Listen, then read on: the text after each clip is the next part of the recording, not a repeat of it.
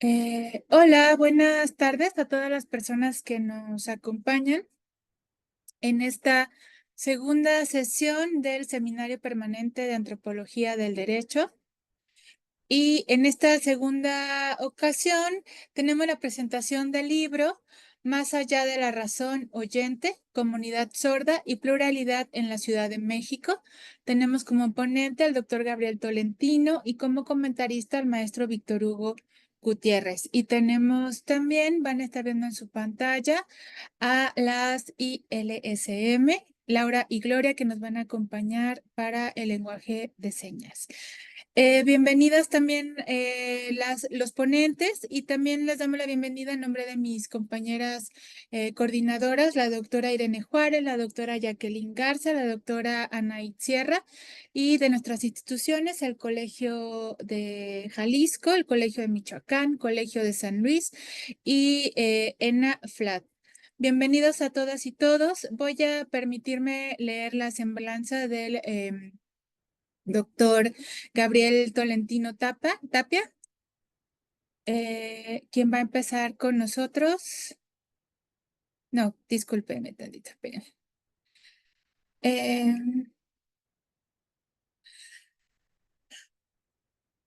Gabriel Tolentino Tapia, él es licenciado en Psicología, en Sociología, maestro en Ciencias Sociales y Humanidades y doctor en Antropología. Sus principales líneas de trabajo son estudios urbanos, movilidades cotidianas, discapacidad y estudios sordos. Actualmente es investigador del Instituto de Investigaciones y Estudios en Materia de Derechos Humanos de la Comisión de Derechos Humanos del Estado de Puebla. Integrante del Sistema Nacional de Investigadores e Investigadoras como candidato. Forma parte del Foro Latinoamericano de Antropología del Derecho, FLAT, Sección México, y de la Red Multidisciplinaria para la Investigación sobre Discriminación en la Ciudad de México, REMID, del Consejo para Prevenir y Eliminar la Discriminación de la Ciudad de México, COPRED. Colaboró en la Red de Investigación Núcleo Movilidades y Territorios en Chile. Ha impartido cursos y seminarios sobre discapacidad, teorías del espacio y procesos socioculturales. Las investigaciones y publicaciones más recientes que realizó se enfocan en la actuación de juzgados indígenas, problemáticas de derechos culturales y patrimonio arqueológico en contextos urbanos y en la distribución espacial de publicidad capacitista en la ciudad.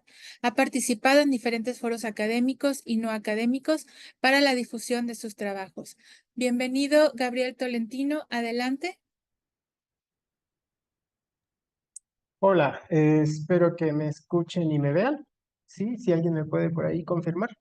Sí, Ok, bueno, pues muchas gracias de verdad a todas las personas que hacen posible el seminario, a quienes están por aquí organizando, a quienes interpretan, Laura, Gloria, a Irene, a todas las coordinadoras del SPAT, también obviamente a Víctor y desde luego pues al público que está presente. Eh, de verdad que me siento muy contento de poder presentar este trabajo. Ya ha habido algunas sesiones, algunas presentaciones anteriores, pero no habíamos tenido oportunidad de presentarlo el texto por acá, así que me siento muy contento y muy agradecido de esta oportunidad. También quiero comentarles que el libro, o sea, para ir empezando, pues, y no robar mucho tiempo, eh, sale de un proyecto de una tesis doctoral en antropología en la que estuve trabajando de 2017 a 2021 de manera, pues, digamos, permanente, pues, es a lo que era básicamente a lo que me estaba dedicando y bueno, pues el libro es resultado de la investigación del doctorado en antropología que realicé en CIESAS, institución que pues obviamente también merece todo mi reconocimiento, ¿no? Es decir, para llegar a este momento pues hay personas, instituciones y demás que lo hicieron posible. El proyecto editorial, digamos que pasó de la tesis a la publicación, se realizó acá en un trabajo de coedición entre la Comisión de Derechos Humanos del Estado de Puebla, donde trabajo actualmente, y el COPRED, que es el Consejo para Prevenir y Eliminar la Discriminación de la Ciudad de México, así que fue también una gran experiencia y obviamente a las dos instituciones, pues también todo mi reconocimiento por creer en el proyecto Entonces, como se darán cuenta, pues es una larga lista de personas, ¿no? Incluyendo, obviamente, a quienes eh, se convirtieron o son protagonistas de este libro, de esta tesis previamente, y su objetivo no ha sido otro más que tratar de ampliar su difusión, ¿no? Entonces, por eso es que estamos también acá. O sea, el libro es en sí mismo un producto con el que se pretende alcanzar un mayor público y ese tipo de eventos también. El libro salió hace un año. Les decía yo que el trabajo, digamos, la investigación tanto de campo como de archivo se realizó formalmente del 2017 al 2021, pero la verdad es que me extendí otros 2 años, hasta noviembre del 23, que se presentó ya formalmente el trabajo allá en CIESAS, y la publicación, si bien recuerdo, salió hace como un año, más o menos, en marzo del 2024. Entonces tiene un año que lo he estado, digámoslo así, promocionando, ¿no? Siempre lo he visto no sé, como un artista, pues, que saca un disco y lo que hace inmediatamente es darle unas presentaciones, lo saca de gira el álbum. Pues creo que aquí hacemos algo similar con los libros. Entonces el libro ha estado de gira, se ha presentado en la Ciudad de México creo que un par de veces. Se presentó en Copred, también se presentó en Inclusor y bueno, también algunas partes del libro las he presentado, no todas, pues, sino algunos capítulos en algunos eventos promovidos, promocionados, organizados por la comunidad sorda, así que ha sido bueno también tener como esa retroalimentación. No me voy a detener mucho en el contenido, aunque sí lo voy a abordar, porque creo que esa es una parte que seguramente Víctor va ahondar. Entonces he hablado un poquito de dónde está saliendo este trabajo y que además, sí, que quisiera comentarlo para quienes no me conocen, pues que obviamente se vincula con mi biografía como investigador, ¿no? Yo empecé realizando estudios urbanos sobre movilidades residenciales, trabajo y vida cotidiana en conjuntos habitacionales. Y en ese momento, pues mis dudas eran otras en cómo la gente ocupa un espacio, una ciudad, digamos, artificial, entre paréntesis, ¿no? Que se habita de un lugar a otro, cómo empieza a ocupar el espacio. Y después me interesé por la movilidad como parte de mi trabajo hace algunos años, cuando me relacionan, que no era mi intención directamente trabajar con personas con discapacidad, pues vinculé en algún momento estos dos intereses, que eran los estudios urbanos, la cuestión de la ciudad y el espacio, con las experiencias de gente que tiene discapacidad física. Entonces empecé a trabajar las movilidades, ¿no? Ahí empieza como otro interés más fuerte. Y después de eso, que da como resultado un libro que se publicó en 2018, que salió allá en la UAM Coajimalpa, sobre experiencias de movilidad de gente que utiliza silla de ruedas, pues pensé en que sería bueno como profundizar mi formación académica más cualitativa todavía, ¿no? Ya lo había como realizado desde la licenciatura, pero pensé que la antropología me permitiría eso. Y siguiendo pues con el tema de discapacidad, consideré que quizá trabajar con la comunidad sorda pues sería loable, ¿no? Siempre que hablamos de estudios sobre discapacidad y antropología, a veces, no siempre, pareciera que la comunidad sorda es como un referente mucho más claro por la cuestión identitaria, por la cuestión lingüística, etcétera. Lo podríamos debatir y seguramente Víctor tendrá una posición muy al respecto de que cuando hacemos antropología, cuando hacemos etnografía, pues no precisamente se tiene que trabajar con la comunidad sorda. En realidad cualquier grupo eh, se puede abordar y se puede trabajar desde esta gran disciplina. Sin embargo, bueno, así lo pensé, dije, bueno, ¿qué es lo más cultural, por decirlo así, cuando hablamos de discapacidad? Pues es la comunidad sorda, pero reitero, no es privativo. ¿Por qué lo digo? Y sí como un asunto también político, porque muchas veces investigadores, investigadoras, desde hace muchos años en Estados Unidos, en Europa, consideran, incluso en México, que única y exclusivamente cuando hablamos de discapacidad, y eso lo pongo entre comillas porque hay una larga discusión entre si la gente sorda tiene discapacidad o no, se dice, bueno, de todos estos grupos, pues únicamente la comunidad es la que produce y reproduce cultura y, y, y habría que cuestionarse si la gente si los movimientos del orgullo loco, la gente que utiliza silla de ruedas, los sillistas, como les han llamado, etcétera, producen o no producen cultura, ¿no? Ese es un tema de debate. Pero bueno, yo entré quizá también un poco con ese prejuicio y da como resultado esta investigación que se fue extendiendo. ¿Por qué? Porque yo había justamente tratado de analizar al principio cómo se mueve la gente sorda en contextos urbanos y esa pregunta que me parecía pues razonable también porque cuando hablamos de movilidad y discapacidad, lo más común es pensar en qué sucede con gente que utiliza silla de ruedas y con gente que es ciega.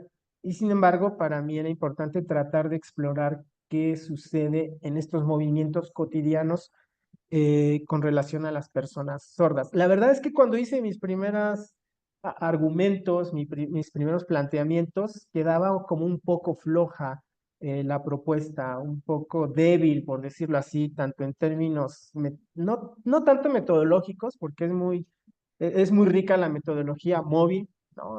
Todo lo que es etnografía móvil, el desplazamiento y demás, pero sí como el planteamiento del problema incluso en términos como políticos, ¿no? Eso por un lado, yo veía como esa debilidad académica que también yo veía ahí con colegas y demás, como que pues quizá también mostraban, aunque no me lo decían, ¿no? En su momento, como esa duda, bueno, pero ¿dónde está la relevancia quizá del proyecto? Más allá de esta relevancia no académica, la verdad es que además de este, digamos, prejuicio de creer que la cultura, cuando hablamos de discapacidad, se aloja en la comunidad casi exclusivamente, partí de otro prejuicio. Y si bien yo había interactuado con personas sordas desde, al menos desde el 2012, ¿no? En Hidalgo, había tomado algunos cursos y había colaborado en algunos proyectos, pues realmente eran laborales, no estaba pensando en hacer investigación con la comunidad, pues yo creía que conocía a las personas sordas eh, y pues realmente no, o sea, no, bueno, por eso quería hacer la investigación, pues para entender cómo se movían en la ciudad, pero cuando yo empiezo a hacer el trabajo de campo, que fue en Ciudad de México, pues a los pocos meses entré en muchos conflictos porque esta cuestión que yo quería analizar de la movilidad se fue desbordando muy rápidamente por la complejidad de la comunidad a la que yo me estaba enfrentando. Y también lo digo, pues tiene que ver mucho el contexto, ¿no? Es decir, no es lo mismo una pequeña comunidad de 15 o 10 integrantes en Hidalgo o en cualquier estado de la República que lo que yo estaba observando en la Ciudad de México. Y entonces en la introducción del texto, pues yo lo pongo a discusión cómo es que la infraestructura, cómo es que la organización de las instituciones en México, el tamaño poblacional y otros factores, incluso históricos, ¿no? Dado que si hay un origen de la comunidad, para quienes no lo sepan, se atribuye o se vincula con la fundación de una escuela de sordomudos en el siglo XIX, así se llamaba, Escuela Municipal, luego Nacional de Sordomudos, pues está alojada en la Ciudad de México. Entonces, y además el curso, digamos, religioso de ciertas iglesias que surgen por ahí, una en particular a principios del siglo XX, pues dotan de ciertas características a la Ciudad de México de una complejidad que quizás sea, al menos para uno como en este caso etnógrafo solitario, como también lo menciono, pues esta realidad que allá afuera se ve como una minoría, pues ya cuando uno se mete en estos mundos, pues ni es minoría ni tampoco es tan poquita gente. Entonces surge la pregunta de qué hacer con toda esta diversidad y el proyecto va cambiando una orientación a tratar de entender la movilidad que estuvo ahí, ¿no? Que por cierto, hace como 2 años publiqué un artículo de qué pasa específicamente con los vagoneros sordos y sus movilidades y cómo construyen lugares, cómo se anteponen a un espacio sordo y producen, cómo se anteponen, perdón, ante un espacio comúnmente oyente y producen lugares sordos o desde su condición lingüística y sensorial, es decir, el tema de movilidad estuvo ahí, pero da lugar a tratar de comprender dos cosas importantes para mí. Uno es a qué responde esta diversidad de una comunidad que en apariencia es homogénea, ¿no? Porque siempre se habla de la comunidad sorda como algo ya dado, como algo unificado, e incluso se habla muy comúnmente en la investigación y todos lados de el sordo, ¿no? La lengua de la adquisición de lengua de señas en el sordo. Dejemos, digo, el tema de los géneros, pues es importante, ¿no? De entrada, el sordo como masculino, pero además eso me hacía mucho ruido con lo que yo empezaba a contrastar, es decir, contrastaba la literatura con lo que estaba viendo, porque pues ese sordo no me parecía que fuese un sujeto unánime, es decir, había variaciones de identidades múltiples, o sea, hay una identidad sorda, lo veo como un árbol, ¿no? Esta identidad que no es precisamente lo sensorial lo más importante, sino diríamos lo lingüístico, pero que siempre se es sordo y se es algo más. Y esa diferencia entre esta comunidad crea un montón de situaciones que vale la pena analizar. Mencionaré algunas. Por ejemplo, las variaciones lingüísticas que puede haber entre los sordos que están en el metro y los que están afuera, ¿no? Entonces veía yo, por ejemplo, que la seña de Hidalgo, pues a veces era muy discutida porque a mí me la enseñaban en la iglesia de un modo y cuando iba con los vagoneros que pasaban por ahí cerca por el metro Hidalgo, pues era otra seña y me reclamaban, me decían, oye, estás haciendo la seña mal, ¿no? Entonces uno también va aprendiendo, ya lo digo, como adaptarse a las señas de cada grupo, pero no solo eso, también me di cuenta, pues, en este transcurso, en este año de campo, pues, que había, por ejemplo, representaciones e imaginarios del otro, ¿no? Por ejemplo, los testigos de Jehová, que su grupo pues construye una identidad muy fuerte, muy religiosa, pues construye la noción y la idea de los sordos, otros que no forman parte de esta iglesia, como diferentes. Y los mismos sordos lo pueden asumir así, ¿no? Incluidos los oyentes. Pero, por ejemplo, la gente que tiene cierto grado académico entre sordos, entre personas sordas, y que quizá forma parte de organizaciones civiles y que está más politizada y demás, pues me di cuenta que también generaba ciertas ideas sobre los sordos que estaban en el metro y que a veces no distan mucho de los oyentes, ¿no? A veces se pensaba pues que eran gente que era drogadicta, vaga, que a veces se expresaba como gente sin conciencia, ¿no? Entonces esto para mí pues genera como un montón de dudas, de planteamientos, empieza a ver como distancias, alianzas, todo lo que sucede al interior de la comunidad y ya teóricamente en una parte del estudio lo empiezo a ver precisamente como un campo lingüístico, y me preguntaba yo, bueno, hay muchos conflictos, ¿no? Había hasta muchos memes, ¿no? Que trataban de expresar el conflicto adentro de la comunidad, ¿no? Una comunidad que es conflictiva. De entrada habría de que decir que no es la única, pues, pero todas las comunidades, pues, de cualquier tipo tienen sus conflictos. Algunas generan ciertas estrategias para minimizarlo. Bueno, en la comunidad sorda también puede que haya estos mecanismos, pero yo me preguntaba, bueno, ¿y entonces de dónde viene tanto conflicto? ¿Cuál es el tema? ¿Cuál es el punto? Y literalmente, ¿no? Pues el conflicto o el punto el punto que une a la comunidad, pero que también a veces se convierte en el elemento de conflicto, pues es nada más y nada menos que la lengua de señas, ¿no? ¿Por qué? Porque también muchas veces dentro de las investigaciones la lengua de señas se entiende o se refleja en los estudios lingüísticos como una especie de tesoro, diría Pierre Bourdieu, que está a disposición de manera democrática y libre para todas las personas. Y la verdad es que no es así.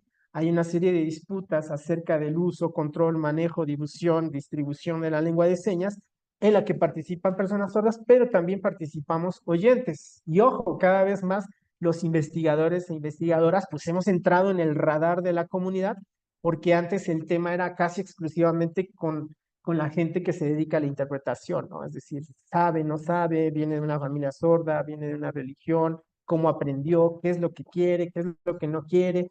Y ahí entramos también quienes nos dedicamos a la investigación, ¿no? Muchas veces la gente con la que yo interactuaba creía que por estar ahí sin tener un lazo familiar, pues pensaban que yo quería convertirme en intérprete de señas, ¿no? Entonces eso genera como una especie de ubicación de nosotros, de que nos dedicamos a la investigación, pero también se empieza a discutir mucho, por ejemplo, esta cuestión del extractivismo, ¿no? Con esos términos, o la apropiación cultural indebida, porque se ha visto en otras comunidades cómo sucede, entonces también se ha puesto a discusión qué es lo que estamos haciendo quienes nos dedicamos a la investigación, qué queremos, para qué vamos, etcétera. Entonces, eso nos lleva al tema de que trabajar con la comunidad, pues no es sencillo. En realidad, como antropólogos, antropólogas, sabemos que no es sencillo, pero con la comunidad sorda, pues plantea sus especificidades.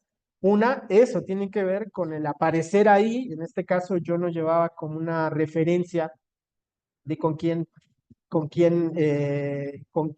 a partir de quién iba a trabajar, quién iba a ser como mi padrino o mi madrina para trabajar ahí, sino que empecé googleando y buscando grupos una vez que decidí que iba a hacer la investigación en la Ciudad de México y empecé a hacerlo desde cero contactos, ¿no? Así es como llegué a Primera Inclusor y de ahí empieza ahí como esta crisis que les comentaba porque me hablaban de lugares, oye, ya conoces, ya fuiste. Entonces te das cuenta, pues, que la comunidad tiene toda una estructura organizativa, tiene instituciones, tiene sus conflictos, tiene su historia, o muchas historias en realidad, no solo una. La que generalmente se cuenta es la de la Escuela Nacional de Sordomudos o San Hipólito, pero por ejemplo, los Testigos de Jehová también tienen su historia en cómo incursionan.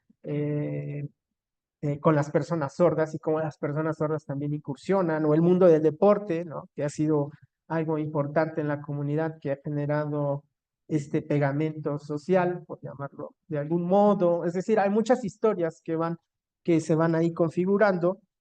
Pero bueno, les estaba comentando, ya casi termino, pues hay un montón de problemáticas que trato de abordar, que no es fácil pues hacer investigación con la comunidad porque no tenía yo como este padrinazgo o madrinazgo, la desconfianza, el quién eres, qué quieres y para qué lo quieres. Y bueno, así transcurrió mucha parte del trabajo de campo y yo creo que la relación e incluso la utilidad de la investigación se ha visto recientemente, quizá, aunque también es cierto que falta mucho trabajo por hacer, de preguntarnos de para qué puede servir este estudio a la propia comunidad. Es algo que la verdad hasta el día de hoy me he preguntado, no lo tengo resuelto.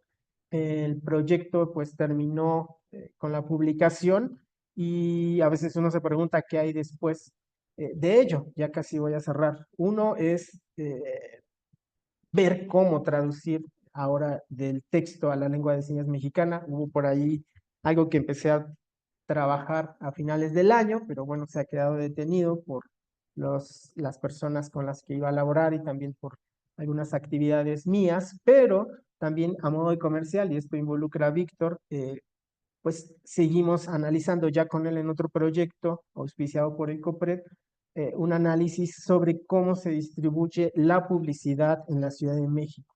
Y esta publicidad nos arroja muchos o nos arrojó muchos resultados sobre las representaciones que hay de la capacidad o la incapacidad de escuchar, ¿no? Y de hablar de manera oral a través de la publicidad que se transmite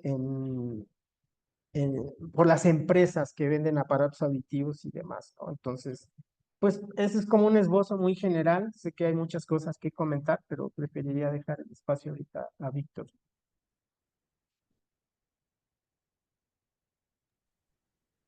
Muchas gracias. Eh, Muchas gracias a Gabriel por compartirnos esta experiencia de cómo es que se fue gestando y realizando su trabajo etnográfico y los retos que hubo en él. Y ahora voy a presentar la semblanza de nuestro comentarista del día de hoy, Víctor Hugo Gutiérrez Rodríguez. Es licenciado en Estudios Latinoamericanos por la Facultad de Filosofía y Letras de la UNAM. Cursó la maestría y el doctorado en el programa de posgrado en estudios latinoamericanos de la misma casa de estudios. Ha tomado diversos diplomados, seminarios y talleres, entre los que destacan el Diploma Superior en Discapacidad, Críticas y Alternativas desde América Latina en Claxo, el laboratorio La Fábrica de Producción Editorial, Proyectos en Formación 2020 en el CENART, el seminario Cuerpos en Diálogo, Arte, Feminismos y Discapacidad en 17 Instituto de Estudios Críticos, el taller edición del libro electrónico impartido por Bitácora de Vuelos Ediciones y las 2 ediciones del seminario de escritura SIFI en Casa del Lago. Sus líneas de investigación son las representaciones de la discapacidad en la literatura latinoamericana, las narrativas discas en América Latina y la accesibilidad en entornos digitales, particularmente en publicaciones digitales y electrónicas. Bienvenido, Víctor Hugo, adelante. Muchas gracias a Gabriel por invitarme a comentar el libro, también al seminario permanente de Antropología del Derecho y a las intérpretes Gloria y Laura. Como mencionaba Gabriel, bueno, no lo mencionó, pero mencionó que inició sus estudios de doctorado en 2017 y ese año fue cuando nos conocimos en un seminario sobre discapacidad. Ahí compartimos también la experiencia del temblor en la unidad de posgrado de la UNAM. Entonces lo conozco desde hace algunos años y ya me había enterado de los temas que trabaja. Sin embargo, pues para mí es un honor y también fue una sorpresa el leer este documento de casi 600 páginas, que es muy completo y me dejó totalmente dando muchas cuestiones a la hora de que iba leyendo cada uno de los capítulos. Antes de iniciar mi presentación, quisiera leer una cita de Ixti Guerra, que es una activista disca ibérica, y menciona lo siguiente: un libro es una acción directa contra el sistema, una forma de transformarlo y destruirlo desde raíz y de crear ese mundo que todas llevamos en nuestros corazones. Creo que Gabriel, con este libro que se desprende de su investigación doctoral, contribuye también a precisamente derribar este sistema oyente opresor que va desmenuzando a lo largo de 8 capítulos y que nos va mostrando también todas esas aristas que tiene. Nos lleva, ahora sí, por un recorrido histórico global que se asienta posteriormente en la Ciudad de México, en particular en algunos sitios, bueno, lugares emblemáticos para la comunidad sorda, y también por las particularidades de las personas sordas, su pluralidad y comunidad, así como su lengua y cultura. En este aspecto también quisiera, ahora sí que agradecer a Gabriel el hecho de que tenga una muy buena pluma y prosa para compartirnos todos estos conocimientos que a veces cuando nos enfrentamos a documentos que vienen desde las ciencias sociales primordialmente o las humanidades, a veces utilizan un lenguaje especializado que imposibilita que gran parte de lectores pueda acceder a ellos, y en este caso, pues Gabriel también como rompe ese criterio, ese dogma académico que a veces reproducimos a través de las investigaciones que vamos realizando. Entonces, en este caso, el libro se deja leer e inclusive también seduce al lector por las anécdotas y las cuestiones que nos va compartiendo y descubriendo Gabriel a lo largo de estos capítulos. Con respecto a uno de estos lugares, que es el templo de San Hipólito, me llamó mucho la atención que fuera como un lugar emblemático, y lo pienso desde una cuestión histórica, porque aparte de ser el primer hospital manicomial de América, como apunta Antonio León en Historia de las Deficiencias, es un tipo de hospital que se hunde en una tradición de hospitales manicomiales españoles que se dan entre el siglo XV y XVI, que se basan en los sanatorios mentales árabes de Fez principalmente, Metz, Bagdad y el Hospital de Mansur, los cuales se caracterizan por tratamientos humanitarios a base de música, danza, espectáculos, lectura de relatos, prácticas de masajes y baños para múltiples enfermedades.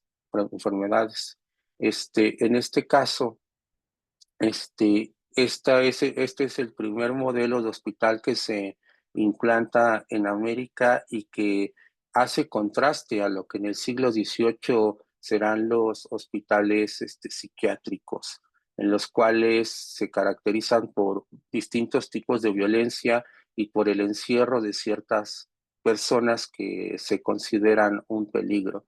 Y en este caso, el descubrir que también este hospital, que tiene esa tradición más humanística de concebir las condiciones de enfermedad desde otras perspectivas no occidentales y científicas, pues me llama la atención que también sea como este espacio en el cual se dé parte de esa construcción histórica de la comunidad sorda a través de la enseñanza de la lengua de señas. También algo que es importante, que me llamó la atención como lector, es el hecho de las notas al pie de página, cómo las va utilizando, y no nada más es como para consolidar alguna de la información que está en el texto, sino yo lo veo como un recurso que abre distintas aristas y las expande. Entonces, eso me llamó mucho la atención, y claro, guardando así como las distancias literarias y también temporales, lo identifico como este uso que hace Borges también del uso de las citas textuales en sus historias de ficción. En este caso, pues Borges las hace para seducir al lector y también para descolocarlo. Y en el caso de Gabriel, pues al final de cuentas termina complementando y dando más datos, alimentando más eso que nos va narrando en distintas partes del texto. He de decir que este libro me cuestionó como lector oyente, y me hizo tambalear en ese status quo que no había podido identificar por momentos, y fue desde el inicio, a través del epígrafe con el que inicia el libro, que ahorita lo retomo más adelante, hizo que me incomodara totalmente, ¿no? Desde leer esas palabras de una joven sorda que nos está dando una impresión de lo que para ella es el mundo oyente. Desde ahí me sentí incómodo, cuestionado, interpelado, llevándolo a mis experiencias también lectoras.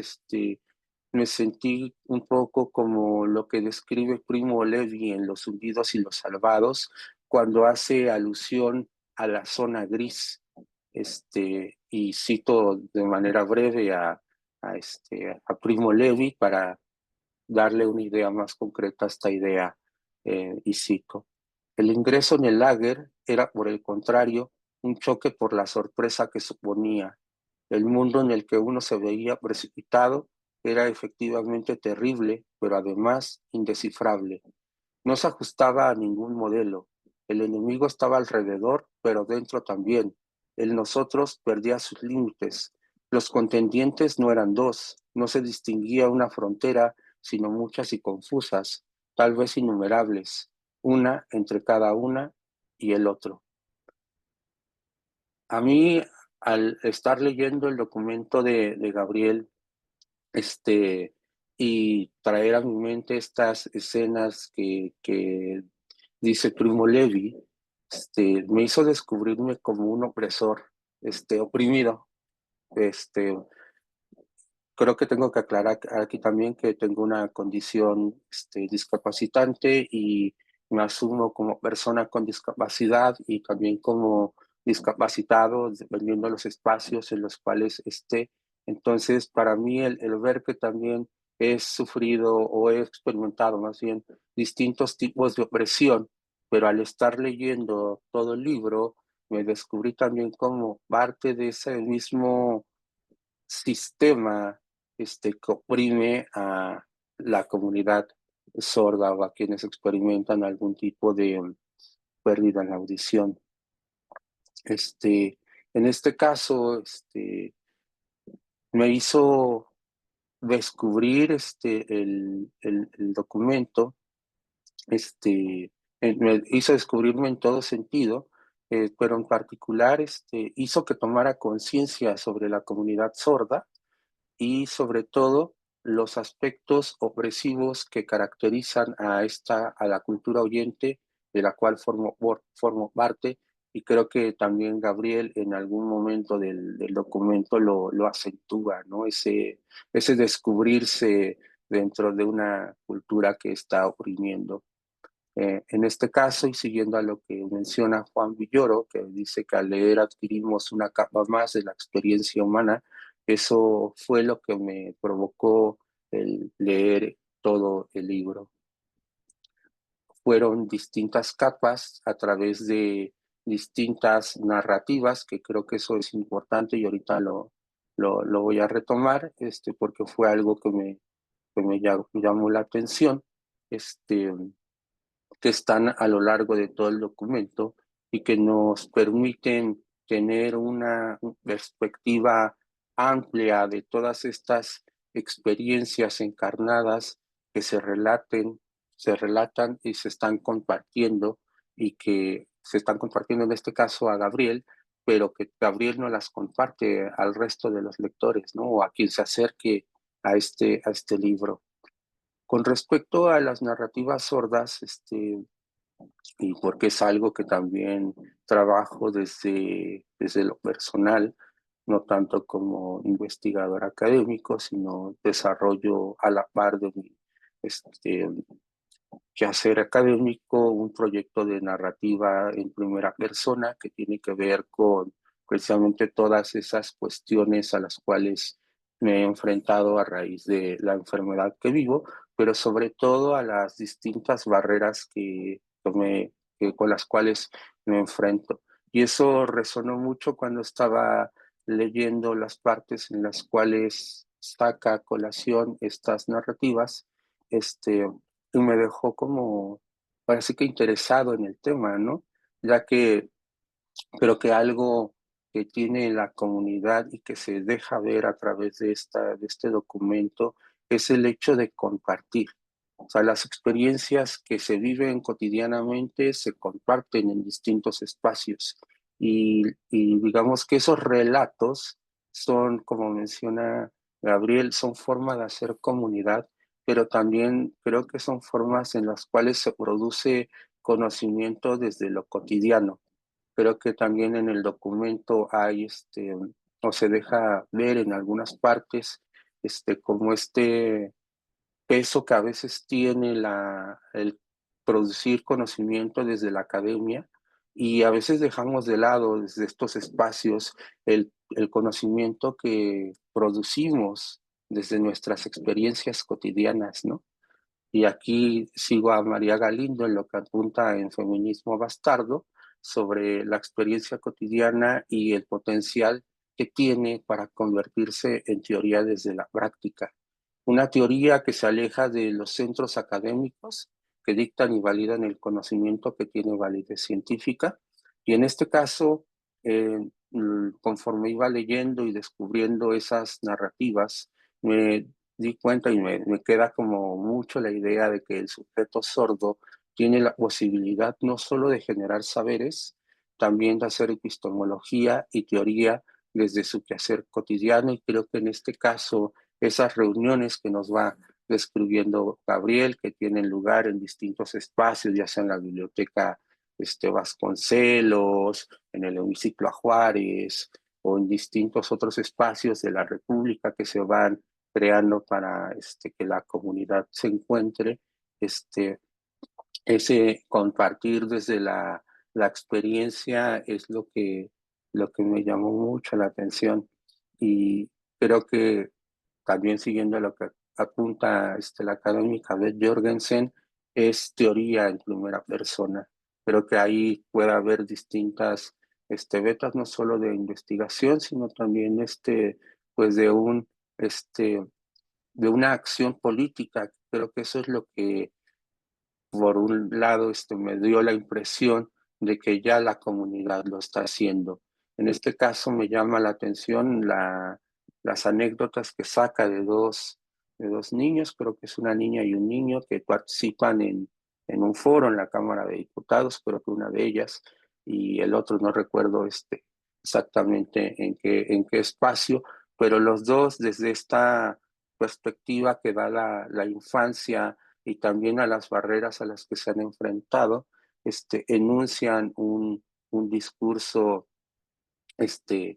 político, ¿no? Y creo que es importante destacar esto. A mí me llamó mucho la atención que se le diera ese lugar a los niños, ya que por lo regular siempre digamos que en el mundo oyente es adultocéntrico, y en esos espacios donde a veces se habla de las infancias no se les permite expresarse, ¿no?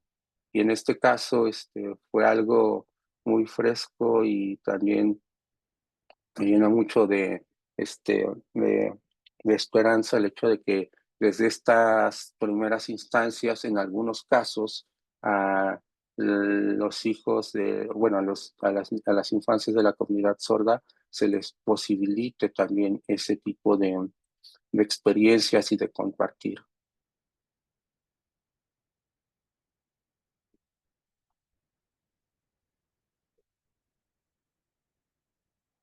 Aquí también hace algunos años vi una obra de la compañía de Seña y Verbo que se llama ¿Quién te entiende? Y es una obra que se articula por medio de experiencias de distintas personas sordas, ¿no? Y todo lo que los iba contando el narrador en esa obra, pues era algo similar a lo que uno se puede encontrar en este documento. Eran esas experiencias cotidianas en las cuales había cuestiones de discriminación de distintos tipos, y también como esas barreras que se encontraban en distintos espacios.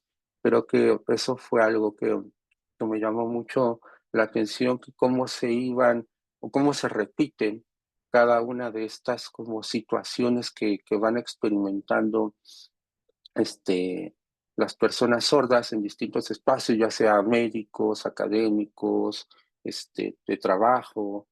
Y con respecto a estas experiencias que se dejan, que se comparten, me llama mucho el tema de las experiencias médicas, ¿no? Y esa asociación que existe, que se puede comprender desde un plan histórico, como lo pienso plantear en los dos primeros capítulos, esa asociación entre la lengua de señas o la comunidad y el aprendizaje de la lengua de señas, la educación, con la cuestión de la rehabilitación que se empieza a dar desde el siglo XIX y permea todo el XX. Y sobre todo en estos espacios que también he pisado, como el Instituto Nacional de Rehabilitación, esa mirada médica que coloniza, que cuestiona, y que al final de cuentas, cuando te hacen un diagnóstico, termina también por definir el destino de algunas personas, ¿no? Esto creo que es algo que me, en lo cual me siento identificado, sobre todo por esas experiencias encarnadas en la clínica, y y que me llevan a pensar algo que Gabriel mencionó hace rato, que es el hecho del tema de cómo se percibe la cuestión de la discapacidad dentro de la comunidad. Y creo que también ese rechazo que tiene la comunidad, parte de la comunidad sorda, hacia el tema de la discapacidad, es por la cuestión médica asociada al déficit, y también que impone una identidad deteriorada, ¿no? Pero pensándolo desde los estudios en discapacidad, desde el modelo social o desde los estudios críticos en discapacidad, pues ese déficit queda superado, y y digamos que lo que lo que experimentamos, las personas que no nos ajustamos a ese ideal regulatorio, es a una situación política. Y si entendemos la discapacidad como una categoría política que se desprende de para la redundancia, de la política que tiene la intención o la intención de organizar a la sociedad, creo que ahí es donde encuentro puntos de conexión.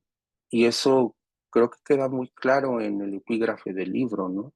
Y cito, el oyente es la mayoría, el oyente es el poder, el oyente es el enemigo, el que nos usa, nos manipula, no nos deja crecer. El oyente es esa barrera que tenemos siempre delante. El oyente es el problema para nosotros. Sí, ojalá todos fueran como nosotros, pero vivimos en un mundo en el que la mayoría son oyentes y ese mundo está hecho para ellos y no para nosotros. Ese es el oyente, ese es el que está al otro lado el que no nos entiende, no nos quiere entender, el que habla diferente y tiene una mentalidad diferente, pero nosotros tenemos que convivir con ellos, estamos obligados a convivir con ellos. Creo que aquí es donde se pone en evidencia ese sistema de opresión y cómo la discapacidad también pone, entendida como una categoría política y no como algo asociado al déficit, pone, digamos, esos vínculos, entre las personas con discapacidad y las personas sordas.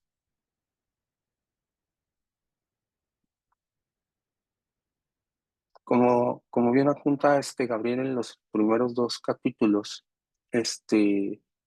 la construcción de la discapacidad como concepto se da desde el siglo XIX y sobre todo en el siglo XX, vinculado a la medicina y a la rehabilitación.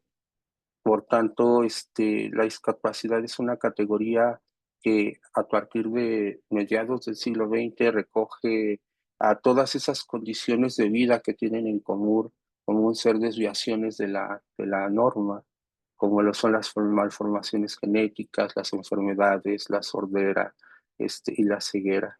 Y todas tienen en común también enfrentarse a ese dispositivo médico en el cual se intenta dar la cura por medio de la rehabilitación y la normalización.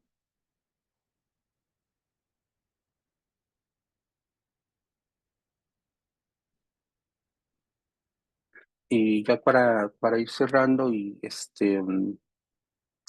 vincular esta idea de la discapacidad como categoría política en la cual veo algunas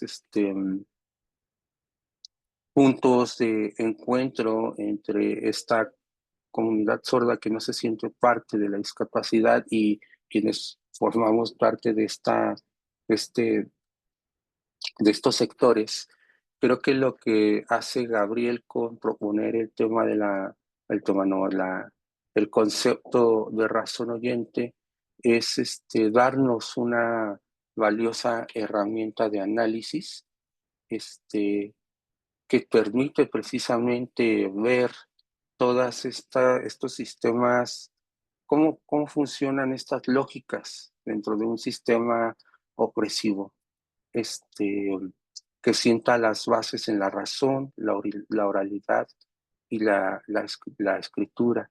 También nos permite adentrarnos en esas lógicas capacitistas que definen nuestros discursos y prácticas cotidianas para cuestionarlos. Creo que esto es algo muy valioso que pone Gabriel sobre la mesa, concepto que nos permite precisamente poder tener una comprensión más cerca de lo que es este sistema del cual formamos parte. Y bueno, con eso cerraría esta participación. Ya ahorita, no, nada más. Por último, algo que también me sorprendió mucho es sobre los 4 grupos con los cuales trabajó Gabriel, que es la Pastoral de Sordos, los Testigos de Jehová de Milpa Alta, Inclusor y los Vagoneros. Creo que aparte de brindarnos esa pluralidad, ese microcosmos que está así que está este organismo, este microcosmos que está en la Ciudad de México, y que tiene muchas diferencias también entre sí, pero que a la vez, como bien lo apuntaba, lo que los une es la lengua de señas. Pero algo que me llamó la atención es estas cuestiones de clase y de clasismo y de racismo que a veces que están presentes, ¿no? Y que también la comunidad de una u otra manera no está exenta de reproducir esas lógicas de opresión. Me llamó mucho la atención esto que sale en algunas partes del documento en el cual el tema de la voz está asociado a una cuestión, digamos, de apariencia, en el cual se prefiere a una voz, digamos, blanca, por llamarla de alguna manera, a una voz naca, ¿no? Creo que eso sí fue algo que me llamó la atención, el hecho de cómo también dentro de este grupo que podría pensarse minoritario, existen estas mismas lógicas.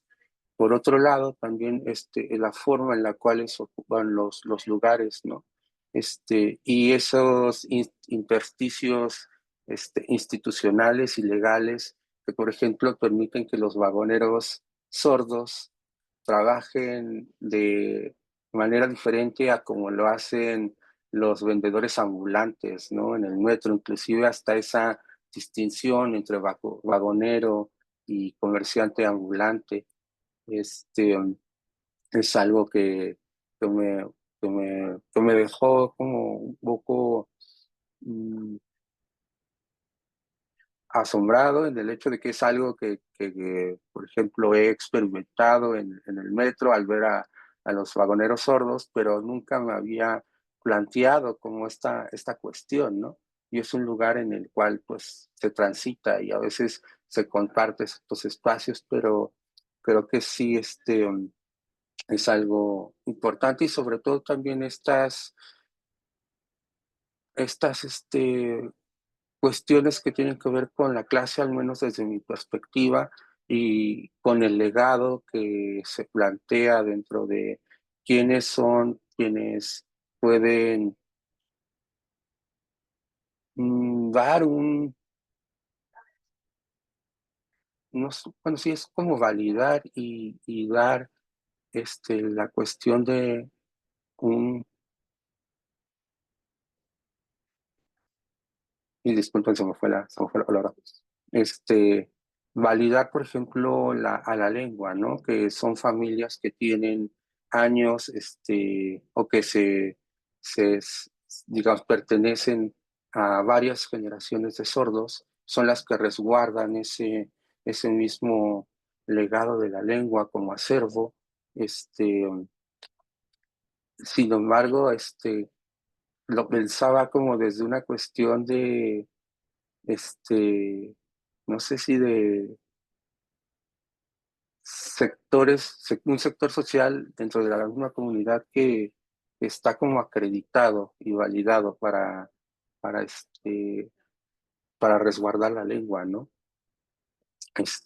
Cosa que, por ejemplo, en este caso, los vagoneros no tienen como ese mismo papel dentro de la comunidad. Y también, ya ahora sí que para finalizar, me deja pensando, y era algo que hablaba con Gabriel, el hecho de cómo transmitimos conocimiento, cómo se puede generar y cómo todavía el libro, con palabra escrita, es algo que está incuestionado, ¿no? ¿Qué otras formas dentro de este mundo digital en el cual ya vivimos?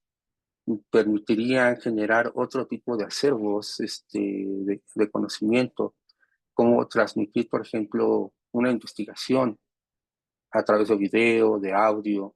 En este caso, si nos enfocamos al tema que nos convoca, creo que los registros de video pueden ser como esa posibilidad, ¿no?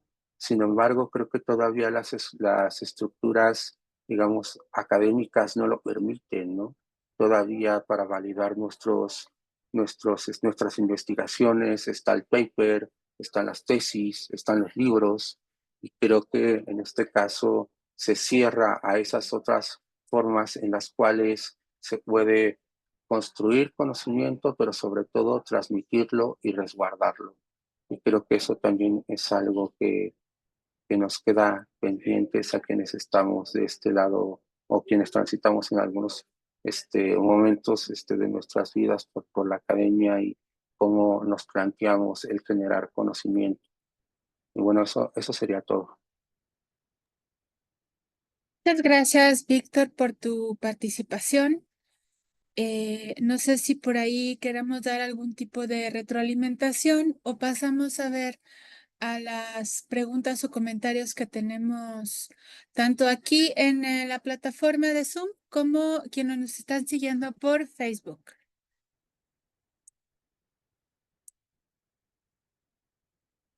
Gabriel, no sé si quieras dar alguna palabras a lo expresado por Víctor. Sí, pues unos minutitos por si hubiese ahí algún comentario, alguna pregunta. Anoté algunas cosas. Bueno, primero decir que si alguien leyó o ha leído todo el texto, estoy seguro que pues igual no fue una tarea fácil seguramente por la extensión, ¿no? Eso siempre fue como un cuestionamiento tanto personal como de los académicos, la extensión del texto, pero si alguien, estoy seguro que ha leído y ha compartido conmigo el, el documento en su totalidad, pues ha sido Víctor, ¿no? Una persona que aporta mucho. Yo pensé en él porque además de la experiencia que pueda arrojar desde su condición de discapacidad, pues es un lector que no se ciñe, no se cierra a las ciencias sociales, sino que siempre está muy enfrentado con la literatura, siempre me hace recomendaciones y creo que lo trajo por acá bien a colación en poder hacer comparaciones, en poder hacer como un tipo de espejeo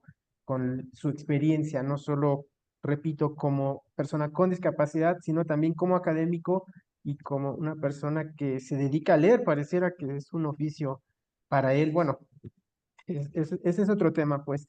Pero bueno, acá la gente se preguntará, dirán, pues han estado hablando de muchas cosas. Pues sí, hay mucho de qué hablar. La invitación sería, pues, leer el texto, y que ustedes pudieran sacar sus propias conclusiones y también, obviamente, recibir en la Es lo manera único que tenemos, ¿verdad? que sea posible, pues la perspectiva crítica de qué es lo que faltó, qué es lo que sobró, qué es lo que quizá éticamente habría que modificar. Creo que esa parte también es importante recibir como esa retroalimentación, pero bueno, la idea, así muy en concreto, es, el libro trata al principio de condensar como quizás suena muy ambicioso, pero es a la tarea a la que me fui como enfrentando, tratar de seguir, y lo escribí ahorita que escuchaba yo a Víctor, tratar de captar el flujo de la humanidad y su historia desde la audición y lo que ello significa en términos de razón, en términos de oralidad y de escritura, porque la razón, la audición, la oralidad y la escritura son técnicas que están asociadas y que se han impuesto a lo largo de la historia sobre aquel otro, ¿sí? Que no comparte este horizonte sensorial y comunicativo e incluso espiritual, porque también esa es una dimensión que abordo que a mí me llamó mucho la atención y que se sobrepone a estas personas a través de la historia por los siglos y los siglos. Amén. ¿No? Entonces, cómo ese flujo de esa historia se contrasta en un momento dado y en una ciudad específica que es la Ciudad de México, ¿no? Lo que yo veía que ocurría en una escena, en un momento dado, pues respondía a un proceso histórico de muy larga data. Por ejemplo, esta idea que muchas personas sordas las criticaron y se burlaron de ellas, como me comentaron en en entrevistas, porque decían a otras personas que se comunicaban como simios o como monos, pues eso nos lleva incluso a la historia misma del lenguaje. El otro día leía yo un artículo, y eso no me lo preguntaba acá en el libro, pues de cuándo empieza el ser humano a articular la lengua oral y escrita. Es probable, muy probable que las señas, como lo hemos visto y como lo reproduce el cine, que las señas hayan sido mucho antes que el lenguaje oral y bueno, el escrito obviamente nos queda claro, pero el lenguaje oral también. Y entonces lo vemos desde una perspectiva evolucionista donde, pues, ¿quiénes se comunican con señas? Pues primero los changos y después los cavernícolas. Esas ficciones, esas ideas que nos hemos hecho a lo largo de la historia, pues se condensan en situaciones muy concretas en la Ciudad de México. Y eso es lo que me lleva a tratar de entender, por un lado, cómo se condensa esa razón oyente y cómo es que está contrastando con la pluralidad que yo estaba viendo en la Ciudad de México. Uno diría, bueno, y eso me lo cuestionaba yo muchas veces, lo he dicho en otros foros, pues iba yo a reuniones donde hablaban de sordos que se reunían para hablar de su experiencia a la hora de formar grupos de ciclistas, eventos donde los sordos iban y hablaban de qué había significado para ellos convertirse en taxistas. Entonces la gente les preguntaba a otras personas sordas, oye, ¿y cómo le hiciste para sacar tu credencial? Perdón, no la credencial de lector, no, ¿cómo le hiciste para tramitar tu licencia de manejo? ¿O cómo le hiciste para hacer tu servicio social en la Cruz Roja? Esas cosas que para los oyentes son cotidianas, pues para la comunidad, y ya lo decía Víctor hace un momento, cómo es que se cuenta la biografía y que forma parte de esa es una forma de hacer comunidad, pues para ellos había ahí una reproducción de un conocimiento práctico, ¿no? A ver, ¿cómo le hiciste, pues, para hacerte ciclista o taxista? Pero estaban abriendo espacios y estaban construyendo y haciendo esta diversidad y esta pluralidad que para los oyentes, al menos muchas veces no lo cuestionamos y no lo vemos, pues porque forma parte de nuestro privilegio de ser oyentes.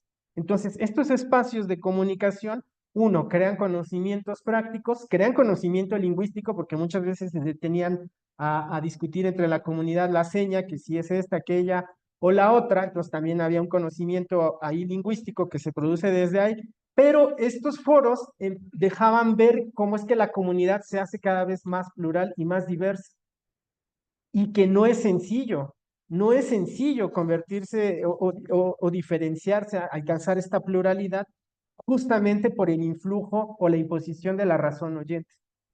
Y lo veía en la cuestión espacial. Después de analizar esta geografía sorda en la Ciudad de México, pues empieza a detectar que los espacios que tienen más capacidad de persistencia en la historia y estos espacios que tienen más capacidad de reproducirse en el espacio, casualmente son aquellos que están promovidos todavía por iniciativas de oyentes.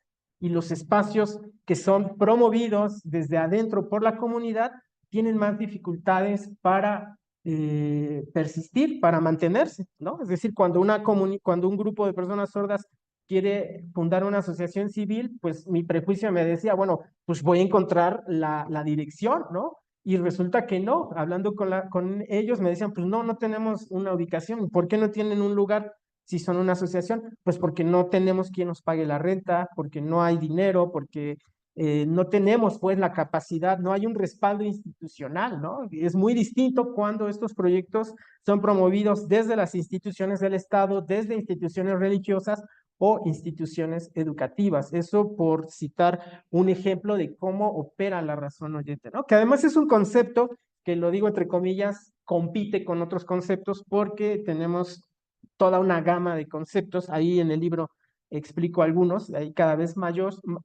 más conceptos, y uno puede hacer esta idea de audismo, pero bueno, aquí ya no vamos a adentrar en eso, la idea es que pudiéramos ahora sí que razonar cuál es la diferencia, por ejemplo, entre razón oyente y audismo, o lo que se derivó de la filosofía con Derrida, que él está pensando en otra cosa, que es esta idea del logocentrismo y el fonocentrismo, que se considera como esta condición, como la base filosófica del audismo. Bueno, pues yo lo cuestiono y lo trato de poner a discusión con esta noción de razón oyente, perdón, que es como les decía al inicio, el tratar de captar el flujo de la humanidad a través de la historia desde la condición de los oyentes, ¿no?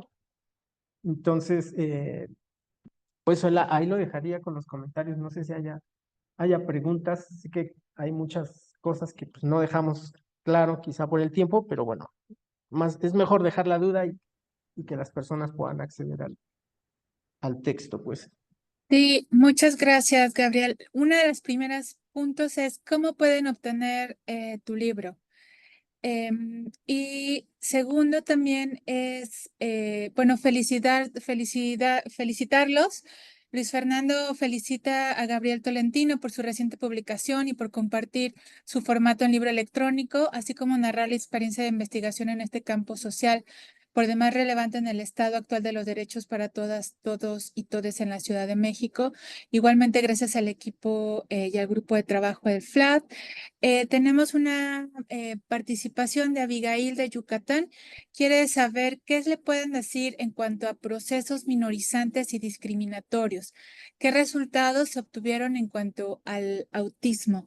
Y tenemos, bueno, la familia Macedonio, quien está preguntando dónde pueden acceder no solo al texto electrónico, sino también contactarte directamente por una tesis de maestría que se está realizando sobre la comunidad sorda del lugar donde radica.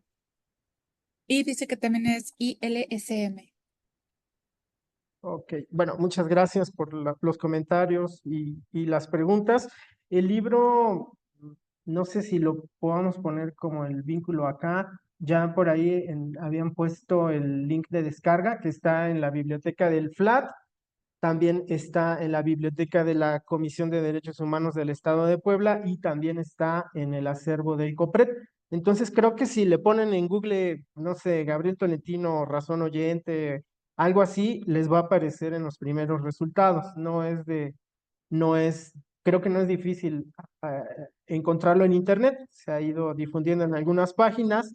Este, hubo algunas versiones impresas, fue un tiraje pues cortito, de 100 piezas, y bueno, pues prácticamente lo agotamos en varios eventos, en varias actividades, pero lo bueno es que quedó en algunas bibliotecas, ¿no? Está en la UNAM, está físicamente en COPRED, está acá en Puebla, está con algunas asociaciones civiles, etcétera.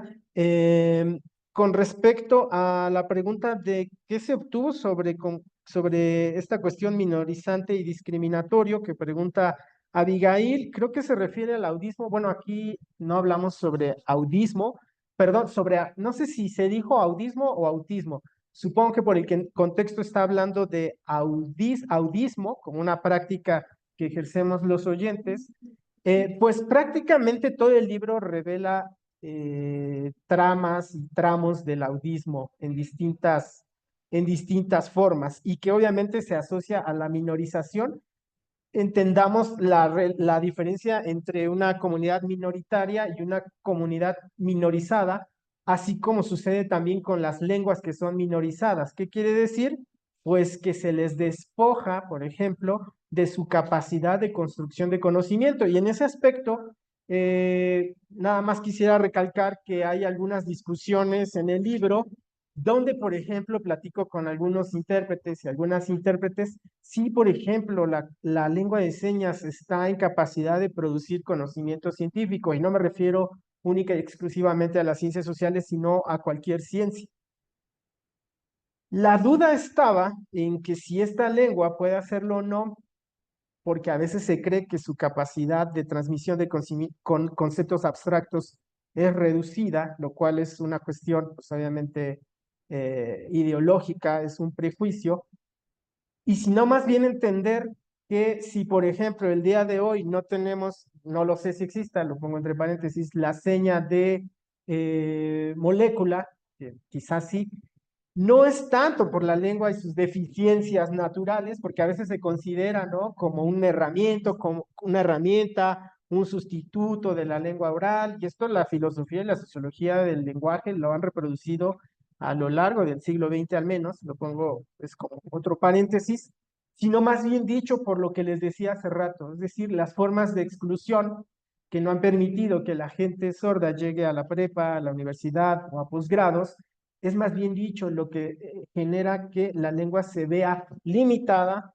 en la producción de ciertos conocimientos científicos, en este caso científicos especializados, ¿no? Es decir, es la exclusión, más bien dicho, y creo que ese es uno de los resultados de cómo las lenguas se minorizan asociado a sus hablantes, ¿no? Es decir, no podemos separar la lengua de la persona hablante. Ahora quisiera hacer un comentario chiquito con respecto a lo que comentaba Víctor, que siempre me pareció importante aclarar, dado que la comunidad sorda está pues muy consciente de las formas de opresión que vive, pues también es cierto que al interior suceden otras formas de opresión, ¿no? Alguna vez vi que en un contexto se hacía la seña de indígena, y yo me saqué de onda porque no estábamos hablando nada que tuviera que ver con pueblos o comunidades o personas indígenas, y alguien más me dijo, pues es que es una seña que se utiliza para decir que alguien como que no está teniendo la razón de lo que dice, o como que, vamos,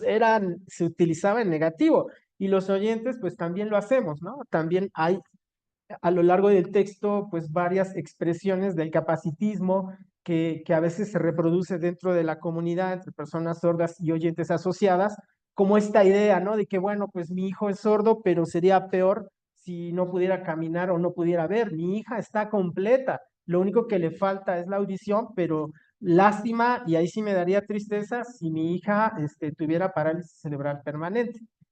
Estas expresiones que decimos, que se pueden ser asociadas al racismo, como lo decía Víctor también con este ejemplo de la voz blanca, la voz naca, que es algo que discuto, o esta idea, por ejemplo, de señas que ahora se han ido quitando, que para referirse a cuestiones como mujeres entendí que se hacía como la mano para abajo, ¿no? Así como hermana o hija, pues han ido como evolucionando, se han ido modificando, o el machismo que vi entre algunos vagoneros sordos, pues todas estas prácticas que se reproducen en la comunidad, uno, habría que entenderlas no como exclusivas, obviamente, de este grupo, porque la idea no es satanizar, sino, ni juzgar, sino más bien dicho, entender cómo también entre las relaciones con oyentes nosotros producimos, reproducimos y llevamos a la comunidad estas características. Cuando yo veo o vi en Chalma, por ejemplo, que algunos vagoneros pues tenían muchas expresiones machistas, pero después cuando vi cómo eran tratados por otros hombres oyentes, pues entendí de dónde venía ese machismo, ¿no? Es una condición natural de los sordos, es decir, que el machismo, el capacitismo, bueno, el audismo, bueno, la comunidad lo tiene claro, pero el machismo, el sexismo, la misoginia, todos estos ismos que pueden reproducirse en la comunidad, hay que entenderlos, más bien dicho, como un problema que es transversal a las comunidades y que es de carácter, si lo vemos aquí en México, pues de carácter nacional, dado que todos sabemos que el racismo ha sido un problema estructural en nuestro país histórico y que ha generado un montón de problemáticas. Pues no ha de sorprendernos que la comunidad también lo llegase a reproducir.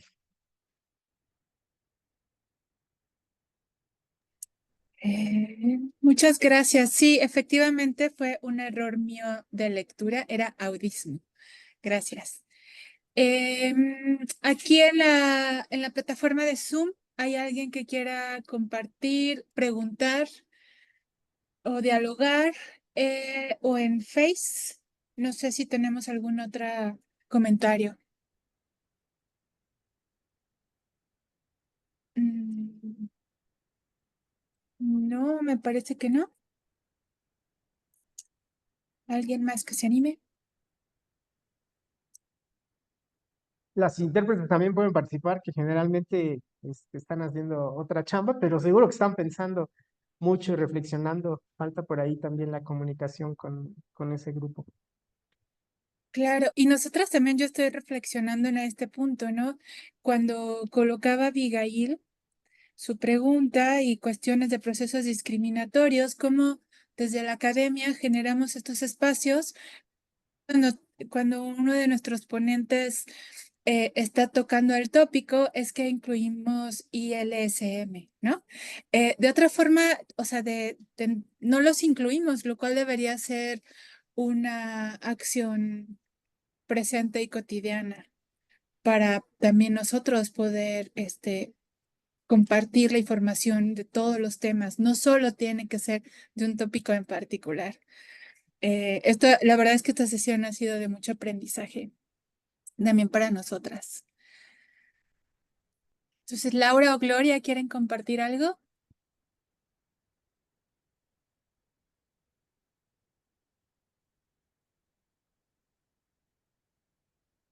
No. Además es muy interesante, ¿no? Sería interesante tener una presentación solo con ellas, porque son dos intérpretes, porque el ejercicio físico y mental es agotador, ¿no? Entonces se van turnando. Yo supongo que tiene que ver con eso. Si no es así, por favor, corríjanme. Sí, dice que sí. Muy bien. Pues si no hay más comentarios, alguna de mis colegas coordinadoras, Irene, Anaí. Pues si no hay más, entonces solo nos resta agradecer al doctor Gabriel Tolentino, al maestro Hugo Gutiérrez, a las ILSM Laura y Gloria. Discúlpenme, no tengo aquí sus apellidos, pero muchas gracias por esta importante y muy pertinente presentación. Enhorabuena, Gabriel, que ese libro siga estando de tour, de gira turística, para que siga presentando los resultados y abriendo más esta temática a las comunidades en general. Moni, Agradezco también. ¿Mande?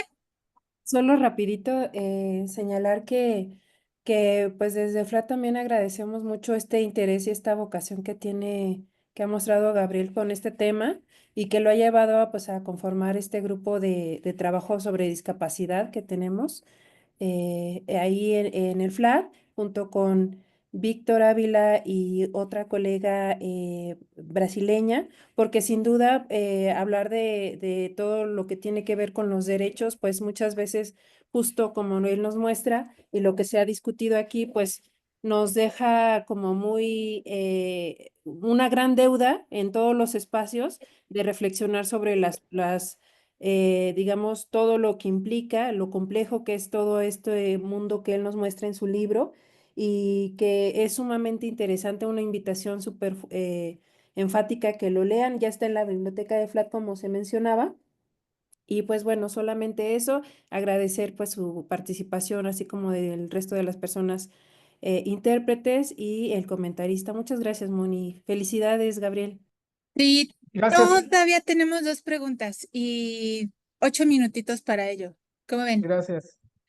Em, Bien, ok, dice Miguel, ¿qué tanto se vinculan con la actualidad entre traductores digitales, idioma de lenguas originarias e idioma de señas? Y Maribel nos dice, gracias a los dos compañeros por sus exposiciones, felicidades. Me pregunto por el proceso que se vive entre la comunidad sorda, entre los pueblos indígenas y afro. Sí, ahí está, gracias. ok, bueno, voy a pasar con la segunda pregunta sobre la cuestión de la comunidad indígena o las comunidades indígenas. Hay en el capítulo, no recuerdo cuál es, creo que es el séptimo, donde hablo sobre grupos, es el último capítulo de la segunda parte, abordo esta discusión sobre un montón de conceptos que están girando y de identidades, que es la identidad sorda con mayúscula y con minúscula, es la identidad discapacitada, la identidad de persona con discapacidad, la identidad étnica y la identidad indígena. ¿Por qué? Porque todas estas formas de asumirse o de asumir a la otra persona están ahí como que revoloteando en la comunidad y ahorita la discusión es muy importante. Entonces, yo contestaría pues invitando a leer esa parte del texto. Es una discusión inacabada que me parece que es fundamental. Y sobre la otra cuestión que preguntaba Miguel, más o menos entendí esta idea del traductor digital y los traductores e intérpretes de lengua de señas y de otras lenguas. Supongo que va por ahí la pregunta. Pues yo no lo tengo muy en claro. La verdad es que a la hora de hacer etnografía con la comunidad fue inevitable hacer etnografía con intérpretes. No era el objetivo, pero sí, pues se tuvo que dar sin que yo quisiera, porque muchas veces en algunos eventos, por ejemplo, me mandaban cuando había división, por ejemplo, de personas sordas, intérpretes, pues a mí me mandaban con los intérpretes, quizá pues por la condición auditiva, entonces no sabían a veces dónde ubicarme, Lo que sí sé, o lo que alcancé por eso lo comento, a captar, es que hay como ciertas discusiones gremiales, sobre todo que tienen que ver con derechos laborales, que tienen que ver con reconocimiento estatal y público de esta labor. Entonces, ahí por ahí, según entiendo, pues como ciertos vínculos con lo que están haciendo intérpretes y traductores de lenguas indígenas. Y bueno, habría que explorar un poco más. Yo tengo la intención, espero que lograrlo, de hacer un articulito sobre la condición de los intérpretes y las intérpretes en México, también como una especie de campo ahí de disputa que se asocia con precisamente con la precariedad laboral, ¿no? Por un lado. Y algo más iba a comentar antes de terminar.